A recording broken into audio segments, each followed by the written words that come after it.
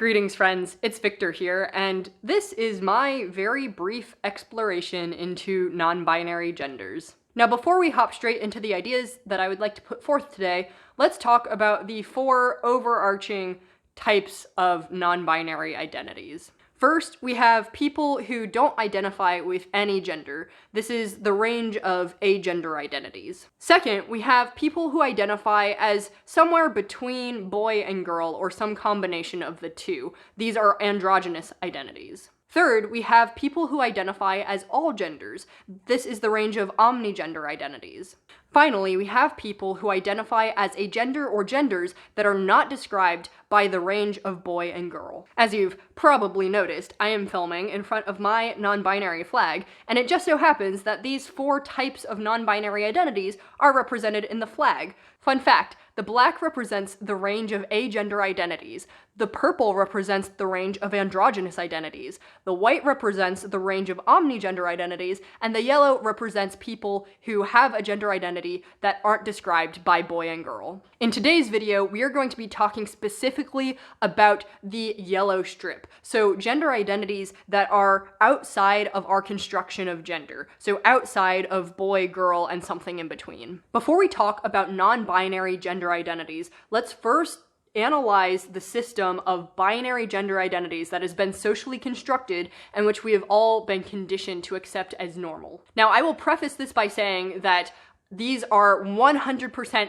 gender stereotypes, and I by no means want to perpetuate or support them. However, it is important to acknowledge that these stereotypes exist and to acknowledge that they have been socially constructed in a way that most people would understand. I would consider myself a hyper-feminist, and so I definitely do not agree with these stereotypes necessarily. Very briefly, let's look at some of the stereotypical characteristics that are associated with the feminine and the masculine. So feminine genders are often associated with nurturing, being passive, being accepting, being kind, soft, graceful, naive, flirtatious, patient, virtuous, artistic, domestic, emotional. On the other hand, the masculine gender identity is often associated with the following characteristics: demanding, active, aggressive, imposing, rough, insensitive, ambitious, strong, professional, worldly, practical, simple, brave, athletic. Again, I'm a feminist and definitely reject the notion that, these characteristics have to be inherently tied to someone's gender, but there you have it. Now let's take a moment to imagine a world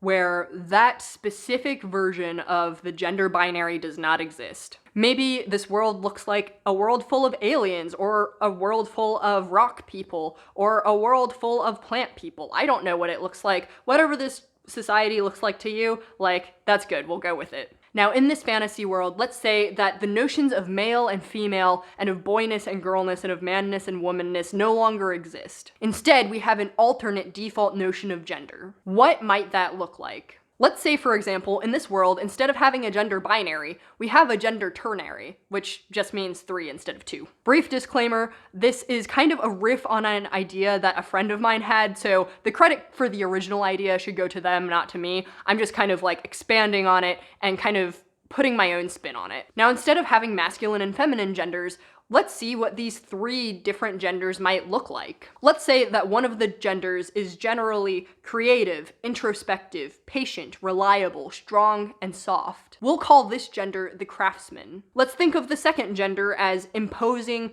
nurturing, rigid, kind, smart, and enterprising.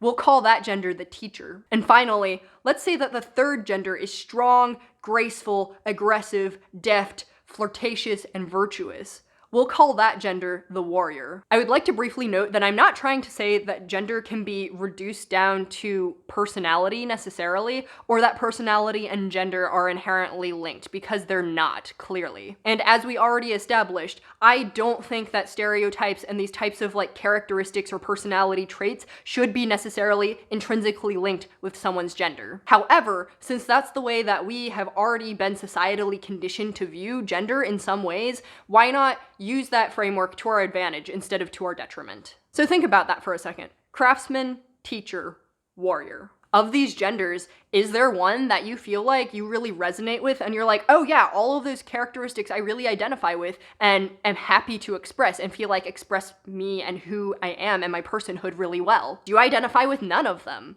Do you identify with some parts of each of them? All right, hold that thought. That is our world of ternary gender identities. Now we're going to hop to a new world. So imagine a totally new world. If your last one was aliens, let's make this one lava people, or animal people, or like, I don't know, just normal people that maybe, I don't know, live in the future or like the far past or today. Like, that would be cool if like societies today would consider more than 2 genders. That would be nice. And this society has not 2, not 3, but 4 distinct genders. Now let's say that this society conceptualizes genders as concentric circles, and that each gender is represented by one of 4 different concentric circles. Let's say that this society thinks of gender in the same way that they think of a home structure. So let's say that there's one gender at the very center of the circle that's like at home, and then there's one outside of that maybe ventures a little farther from home but really is there to support the central home. Then let's say that we have a third ring that kind of scavenges around, but that eventually at the end of the day still comes back to that center of home. And then let's say that the 4th gender is really the expanse of everything that is outside of home. The names that I have for these genders are the guardian, the judge, the forager, and the explorer. Let's say that we characterize the guardian, the one at the center of that home structure, as strong, protective, domestic, and nurturing. Then let's say we define the judge as discerning, stoic, virtuous, and kind. Then let's say we define the forager as reliable, sharp, knowledgeable, and calculating. And we'll say that the explorer is defined as whimsical, resourceful, brave, and intuitive. Again, I realize that this is not a perfect structure for the way that we can visualize gender, but I do think it's helpful to kind of think of, well, what might those other genders look like? What might they be like? How would that society interact with others of their same gender and those across genders?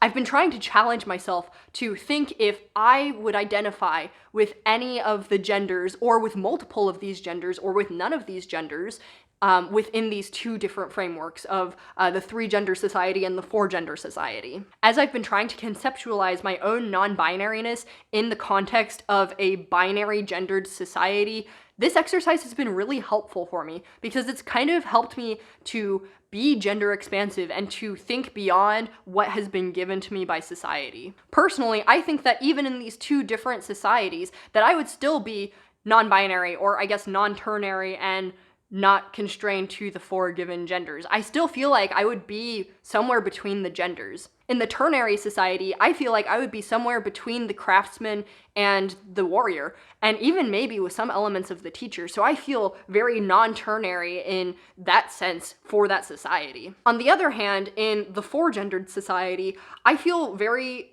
drawn to the explorer and feel like the explorer would be mostly my gender, but I feel like I would still be I don't know what the word is for it, but like outside of the 4 genders, because I feel like I would still have elements of the guardian and the forager. Bringing this back to the binary world that is our reality, I think that this exercise has really helped me conceptualize how I would be non-ternary or non-4-gendered in even our theoretical, mystery universes. I think, realistically, most people would kind of feel that way, unless someone has a very, one-dimensional sense of themselves in at least my, theoretical fantasy worlds, I think that most people would say, yeah, I'm probably somewhere in between all of those things with different characteristics from each. For me, this has kind of helped me to visualize my own non-binariness and to kind of accept it as, yeah, there's so many extra dimensions of being, of personhood, of gender than just male and female, and that is a really beautiful and wonderful thing that should be celebrated. And who knows, maybe my gender actually is being a warrior or an explorer. Thank you very much for joining me in this somewhat strange thought experiment. I hope that it was at the very least interesting and entertaining to you. I hope that you're doing well and that you have an absolutely wonderful day. Until next time.